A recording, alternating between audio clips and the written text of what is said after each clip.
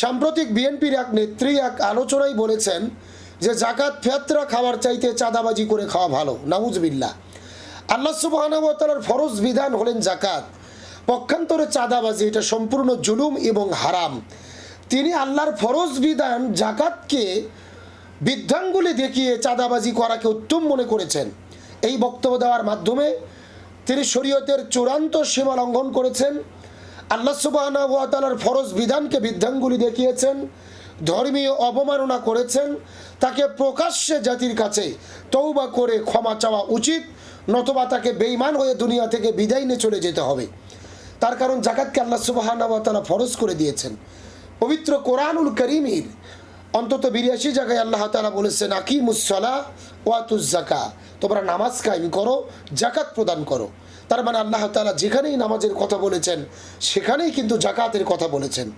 রাসূল আরবি সাল্লাল্লাহু আলাইহি ওয়াসাল্লাম হাদিসে শরীফের মধ্যে বলেন বুনিয়াল ইসলাম আলা খামস শাহাদাত আল্লা ইলাহা ইল্লাল্লাহ, ইসলাম নামক ধর্ম, ইসলাম নামক জীবন ব্যবস্থা 5টি পিলারের ওপরে, 5টি খুঁটির ওপরে, 5টি স্তম্ভের ওপরে প্রতিষ্ঠিত। তার মধ্যে 1 নম্বর হলেন লা ইলাহা ইল্লাল্লাহ, আল্লাহর প্রতি ঈমান আনয়ন করা। 2 নম্বর ইকামাউস সালাত ওয়া ইতাবুজ যাকাত, নামাজ কায়েম করা। 3 নম্বর যাকাত প্রদান করা।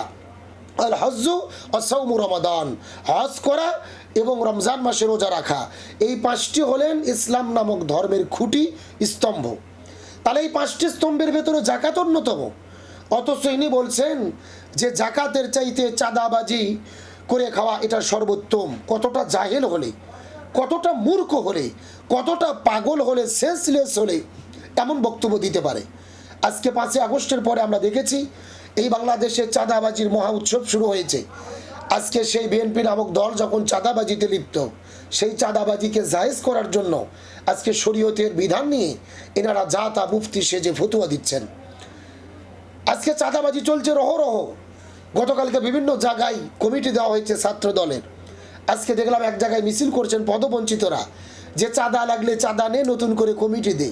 আবার তারা নিজেরাই মিছিল করছেন চাঁদাবাজের বিরুদ্ধে, ডাইরেক্ট অ্যাকশন। তার মানে তারা নিজেরা স্বীকার করছেন যে তারা চাঁদাবাজি করছেন, তারা চাঁদাবাজের দল। একদিকে তারা এই জুলুম অন্যায় হারাম কাজ করছেন, পক্ষান্তরে আবার তারা ন্যারেটিভ তৈরি করে এই চাঁদাবাজিকে বৈধ করার চেষ্টা করছেন। আমরা কিছুদিন আগে দেখেছিলাম এক মন্ত্রী বক্তব্য দিয়েছিলেন যে সমঝোতার ভিত্তিতে চাঁদাবাজি করা জায়েজ। আজকে আবার ইনি বলছেন যে জাকাত ফেতরার চাইতে চাঁদাবাজি করা উত্তম। কতটা মারাত্মক ধরনের বক্তব্য। আজকে আমার মনে তো প্রশ্ন জাগে, এই বাংলাদেশের আলেম সমাজ তারা কোথায়? যারা নির্বাচনের আগে ফতোয়া দেন অমুক দলকে ভোট দেওয়া হারাম, অমুক মার্কায় ভোট দেওয়া হারাম, অথচ আল্লাহর আজকে ফরজ বিধানকে বৃদ্ধাঙ্গুলি দেখানো হলো। আজকে সেই সমস্ত মুফতিরা কোথায়? সেই সমস্ত মুহাদ্দিসরা কোথায়? আজকে আলেম ওলামাদের তো এই ব্যাপারে সোচ্চার হওয়া উচিত। ইমানের দাবি তো কুনতুম খায়রা উম্মাতিন উখরিজাত লিন্নাস তা'মুরুনা বিল মা'রুফ ওয়া তানহাউনা আনিল মুনকার। আল্লাহ বলেন তোমরা সর্বোত্তম জাতি, তোমাদের কাজ হলো সৎ কাজের আদেশ দিবে, অন্যায় বাধা দেবে। আল্লাহর কোরআন বলেছেন ওয়ালতাকুম মিনকুম উম্মাতুন ইয়াদউনা ইলাল খায়র ইয়ামুরুনা বিল মা'রুফ ওয়া ইয়ানহাউনা আনিল মুনকার। তোমাদের মধ্যে অবশ্যই একটা দল থাকবে যারা ভালো কাজের আদেশ দেবে, অন্যায় বাধা দেবে। আল্লাহর কোরআন সূরা হজর 41 নম্বর আয়াতে বলেছেন আল্লাযীনা ইম্মাক্কান্নাহুম ফিল আরদি আকামুস সালাহ ওয়া আতাবুজ যাকাত ওয়া আমারু বিল মা'রুফ ওয়া নাহাউ আনিল মুনকার। কোন মুসলমান সরকার যদি ক্ষমতায় যায় তাদের 4টা কর্মসূচি বাস্তবায়ন করতে হবে। 1 নম্বর নামাজ বাধ্যতামূলক করবে, 2 নম্বর যাকাত ভিত্তিক অর্থনীতি কায়েম করবে, 3 নম্বর ভালো কাজ চালু করবে, 4 নম্বর মন্দ কাজ বন্ধ করবে। সরকার তো মুসলমান নিজেদের দাবি করে, সেই হিসেবে সরকারের তো উচিত ছিল এই যাকাত ব্যবস্থা রাষ্ট্রীয়ভাবে চালু করা। অথচ আজকে সেই সরকারের এই নীলুফার চৌধুরী মনি নতুন করে সংরক্ষিত আসনে এমপিও হয়েছেন। আজকে তিনি সেই জাকাতকে বৃদ্ধাঙ্গুলি দেখিয়ে, আল্লাহর ফরজ বিধানকে বৃদ্ধাঙ্গুলি দেখিয়ে তারা চাঁদাবাজকে বৈধ করার জন্য ফতোয়াবাজি করছেন। এটা নিঃসন্দেহে মূর্খতা, জাহিলিয়াত, শরীয়তের চূড়ান্ত সীমা লঙ্ঘন। আমাদের উচিত এর ব্যাপারে তীব্র প্রতিবাদ গড়ে তোলা। আমরা এর তীব্র প্রতিবাদ জানাচ্ছি এবং পাশাপাশি দাবি করছি আপনি যত বড় নেত্রী হন, কোরআন সুন্নাহর বিরুদ্ধে যদি আপনি অবস্থান করেন, আপনার ব্যাপারে কথা বলা আমার ইমানের দাবি। আপনি জাতির কাছে তওবা করেন, জাতির কাছে ক্ষমা চান। আজকে আরে বলা আমার ঐক্যবদ্ধভাবের ব্যাপারে কথা বলা উচিত ছিল, অথচ অত্যন্ত দুঃখ পরিতাপের বিষয় মুফতি রিজওয়ান রফিক হাফিজাহুল্লাহ একজন আলেম রয়েছেন, সারাদিন দেখি বিভিন্ন বিষয় তিনি সোশ্যাল মিডিয়াতে তিনি লেখালেখি করেন। আজকে তো তার উচিত ছিল এই নীলুফার চৌধুরী মনির বক্তব্যের প্রতিবাদ করা, অথচ তিনি তার পেজে পোস্ট দিতে গিয়ে তিনি আরও ইনিয়ে বিনিয়ে তেনার ওই বক্তব্যকে সমর্থন করার চেষ্টা করলেন। তিনি বুঝাইতে চাইলেন যে উনি যেটা বলেছেন হয়তো একদিক দিয়ে ঠিকই বলেছেন। একজন আলেম হয়ে ইসলামের সর্বোচ্চ একটা বিধান, আল্লাহর ফরজ বিধান জাকাতকে লঙ্ঘন করা হলো, অথচ এই সমস্ত মুফতি রফিকি ভাইরা কিভাবে তাদের পক্ষে অবস্থান গ্রহণ করেন, এটাকে সঠিক বলার চেষ্টা করেন। আমি তো বুঝি না তাদের বিবেক কি মরে গেল, তাদের অন্তর কি মরে গেল? একজন আলিম হয়ে এমন কথা কীভাবে বলতে পারে, তার পক্ষ অবলম্বন করতে পারে? এবং তিনি ফতোয়া দিচ্ছেন যে বাংলাদেশের ইসলামী দল যারা জাকাত উঠায়, এই টাকা যদি দিয়ে ইসলামী সংগঠন চালায় তাদের জাকাত আদায় হবে না। আরে ভাই, আজকে এই ফতোয়া দেওয়ার আপনার কি হলো? আর কোন ইসলামী দল জাকাত উঠাইয়া তাদের সংগঠন পরিচালনা করেছে আপনি প্রমাণ দিন। বাংলাদেশে তো অনেক ইসলামী দল রয়েছে, আপনি জামাত ইসলামকে মিন করতে চেয়েছেন, আমি বুঝলাম। তো জামাত ইসলাম জাকাতের টাকা দিয়ে সংগঠনের কাজ করেছে, একটা প্রমাণ আপনি দিতে পারবেন? আমি চ্যালেঞ্জ করে বলতে পারি আপনি একটা প্রমাণ পেশ করতে পারবেন না। তার একজন আলিম এই মিথ্যাচার কেন করলেন? টাকা উঠাইয়া তারা যদি জাকাত যেখানে যেখানে বিলি করতে হবে, 8টি খাত রয়েছে মাসারফে জাকাত, সূরা তাওবার 60 নম্বর আয়াতে আমরা পাই যে জাকাত বন্টন করার খাত হলেন 8টি: ফকির, মিসকিন, মুজাহিদ, মুসাফির, দাসমুক্তি, ঋণ মুক্তি, যারা জাকাত আদায় করবেন কর্মচারী বিন্দু, এবং বিধর্মী, যদি এমন কোনো বিধর্মী থাকে যারা ইসলাম ধর্ম গ্রহণ করার সম্ভাবনা রয়েছে, এদের মন আকৃষ্ট করার জন্য জাকাতের টাকা দেওয়া যাবে। 8টি খাত, 8টি খাতে জাকাতের টাকা ব্যয় করতে হবে।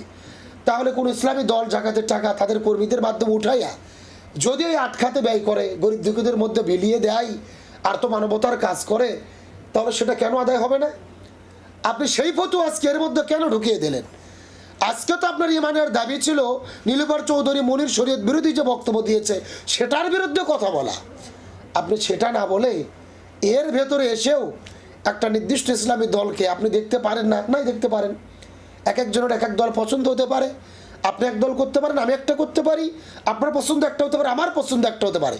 কিন্তু আজকে এই জাকাতের ইস্যুর ভেতরে নীলুফার চৌধুরী মনির বিষয়ে কথা বলতে গিয়ে আপনি এর মধ্যে কেন সংগঠন ঢুকিয়ে পেঁচ লাগিয়ে ফেললেন? এটা কি শিক্ষিত সচেতন একজন আলেমের কাজ ছিল? বিভিন্ন কওমি মাদ্রাসাগুলোতে জাকাতের টাকা উত্তোলন করা হয়, এখন ওই টাকা দিয়ে যদি কওমি মাদ্রাসা পরিচালিত হয় সেটাও তো জাকাত আদায় হবে না। আমরা তো এই বিষয় বলি না যে কওমি মাদ্রাসায় এতিম রয়েছেন, লিল্লা বোর্ডিং রয়েছেন, ফকির মিসকিন আছেন, তাদের জাকাতের টাকা যদি শিক্ষকেরা খাওয়ায়, কর্তৃপক্ষ খাওয়াতে পারে। এটা নিয়ে কাদা সরাসরি তো কিছু নেই। জামাত ইসলামের কোনো ভাই তো এই ব্যাপারে বলে নাই, বা আমরাও তো কখনো কওমি মাদ্রাসাতে জাকাত দিয়ে আমরা বলিনি।